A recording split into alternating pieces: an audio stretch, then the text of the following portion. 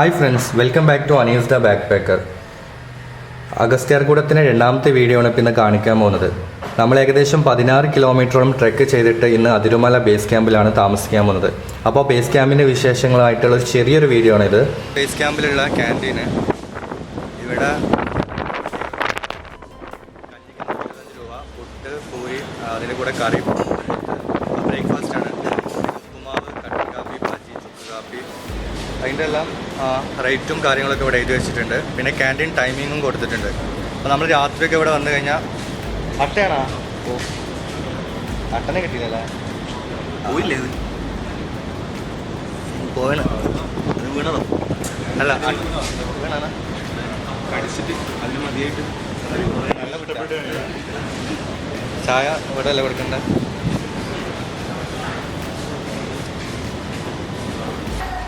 നാല് ഭാഗവും കിടങ്ങ് കുഴിച്ചിട്ട് അതിൻ്റെ നടുക്ക് 2 ഷെഡും പിന്നെ ഒരു ചെറിയ ക്യാൻറ്റീന്, കുറച്ച് വാഷ്റൂംസ് കാര്യങ്ങളൊക്കെ ഉള്ള ഒരു ചെറിയൊരു സെറ്റപ്പാണ് ഇവിടുത്തെ ബേസ് ക്യാമ്പ്.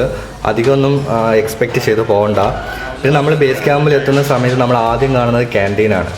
അപ്പം ഇത്രയും ക്ഷീണിച്ചുകൊണ്ട് നമ്മൾ നടന്നിട്ട് അതിൻ്റെ മുകളിലേക്ക് കയറുമ്പം ഇവിടുന്ന് കിട്ടുന്ന ആ ഒരു ചൂടുള്ള ചായയും കാപ്പിയൊക്കെ കുടിക്കുമ്പോൾ തന്നെ നമ്മൾ അത്യാവശ്യം ഫ്രഷ് ആവും. പിന്നെ ഇവിടെ പറയേണ്ട ഒരു കാര്യം, ഇവിടുത്തെ സാധനങ്ങൾക്ക്, അതായത് ഫുഡിനൊക്കെ അത്യാവശ്യം നല്ല റേറ്റാണെന്ന് എല്ലാവരും പറയാറുണ്ട്. നമ്മൾ അതായത് 16 കിലോമീറ്ററോളം നടന്നിട്ട് ഈ സാധനങ്ങളൊക്കെ കൊണ്ടുവന്നിട്ടാണ് ഇവിടെ ഫുഡ് ഉണ്ടാക്കുന്നത്. അപ്പോൾ അതിനനുസരിച്ചുള്ള റേറ്റ് ഇവിടെ ഉണ്ടാവും. നല്ല ചൂടുള്ള ചായ ഈ തണുപ്പത്ത് എന്തായാലും.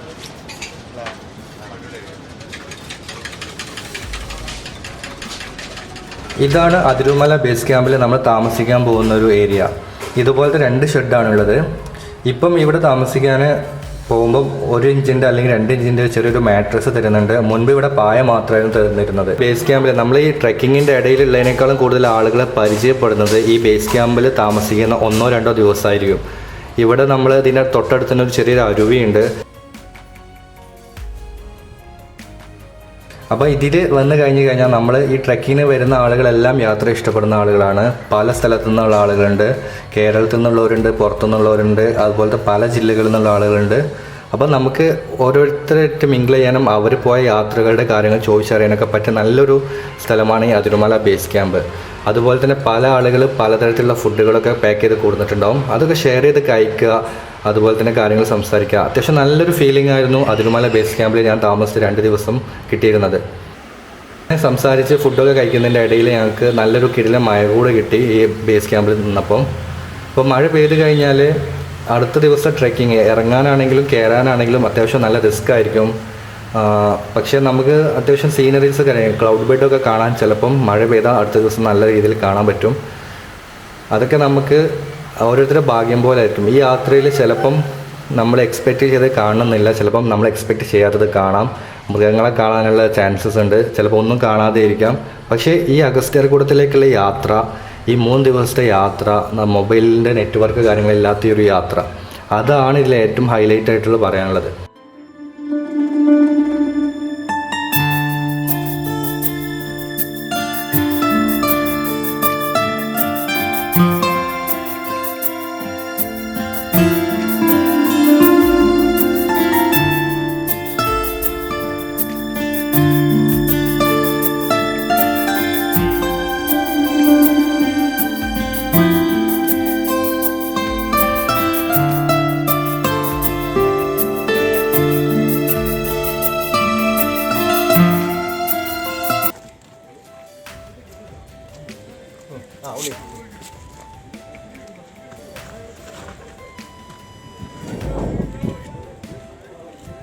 വട്ടക്കൂറാണ് ഇത്, വെള്ളിക്കെട്ടിനായിരിക്കും തോന്നുന്നു.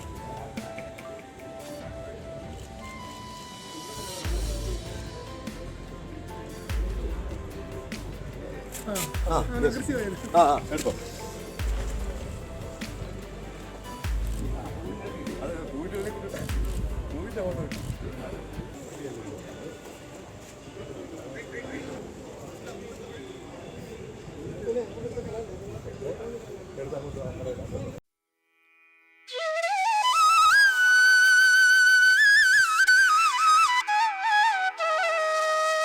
കരിമ്പാറകളുടെ മല എന്ന് തന്നെ അതിനെ പറയാം. ഇതാണ് അഗസ്ത്യാർ മുനിയുടെ ആ രൂപം നമ്മളിപ്പോൾ കാണുന്നത്. വെച്ച പോലെ ആ മലയുടെ സംഭവം ശരിക്കും നോക്കിയാൽ അറിയാം. ഇവിടെ താടി ഇങ്ങനെ മേലോട്ട് നോക്കുന്ന രൂപത്തിൽ കയ്യിൽ ചെറിയ ആ കുടവും പിടിച്ചുകൊണ്ടിരിക്കുന്ന അഗസ്ത്യ സ്വാമിയുടെ ഒരു രൂപം അവിടെ തെളിഞ്ഞ് കാണാം. അപ്പോൾ അതിൻ്റെ മണ്ടയ്ക്കാണ് നമ്മളിന്ന് പോയത്. മൊത്തം കോടയായിരുന്നു. അപ്പോൾ ഇന്നലെ കാണാൻ പറ്റാത്ത വ്യൂ മൊത്തം ഇന്നിപ്പോൾ കാണുന്നുണ്ട്. ഇതാണപ്പോൾ കേരളത്തിലെ രണ്ടാമത്തെ ഉയരം കൂടിയ കൊടുമുടി. 1683 മീറ്റർ ഹൈറ്റുള്ള കൊടുമുടിയാണിത്. ഒന്നാമത്തെ ആനമുടി കഴിഞ്ഞാൽ പിന്നെ ഇതാണ്. അപ്പോൾ ഇപ്പോഴും അതിൻ്റെ മുകളിൽ ഇപ്പോഴും കോടമഞ്ഞുണ്ട്.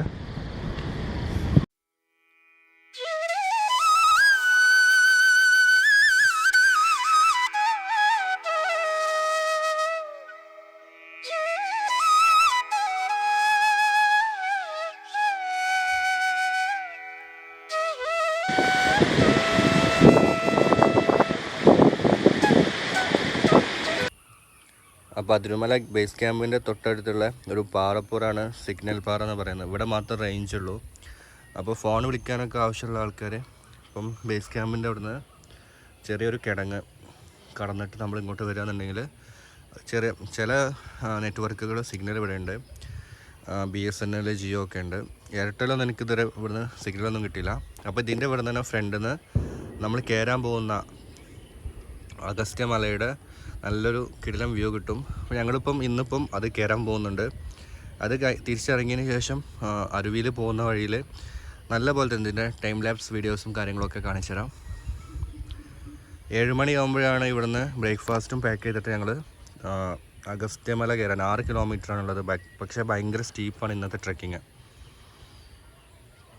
ഇവിടെ ഓരോരുത്തർ ഫോൺ വിളിക്കാനും കാര്യങ്ങളൊക്കെ ആയിട്ട് വരുന്നുണ്ട്. അതിൻ്റെ തൊട്ടടുത്ത് തന്നെ ചെറിയൊരു പാറപ്പുറമുണ്ട്. നമ്മൾ അവിടെ വന്നു കഴിഞ്ഞാൽ നമുക്ക് ഈ അഗസ്ത്യമലയുടെ നല്ലൊരു സീനറി, അതായത് ഒരു ഭാഗം ഫുള്ള് അഗസ്ത്യമലയുടെ, അതായത് ആ മലനിരകൾ കാണാം. അവിടെ ക്ലൗഡ് ഇങ്ങനെ വന്നുകൊണ്ട് പോയിക്കൊണ്ടിരിക്കുന്ന കാഴ്ചകൾ കാണാം. സൺസെറ്റ് അതുപോലെ സൺറൈസൊക്കെ അത്യാവശ്യം നല്ല ഭംഗിയായിട്ട് കാണാൻ പറ്റുന്ന ഒരു ഏരിയയാണ് ഈ ഒരു പുൽമേടിൻ്റെ ഇടയിലുള്ള ചെറിയ പാറപ്പുറം. ഞാൻ അവിടുന്ന് കുറച്ച് ടൈം ലാപ്സ് വീഡിയോസും കാര്യങ്ങളൊക്കെ എടുത്തിട്ടുണ്ട്. അതാണ് ഇപ്പോൾ നിങ്ങൾ കാണാൻ പോകുന്നത്.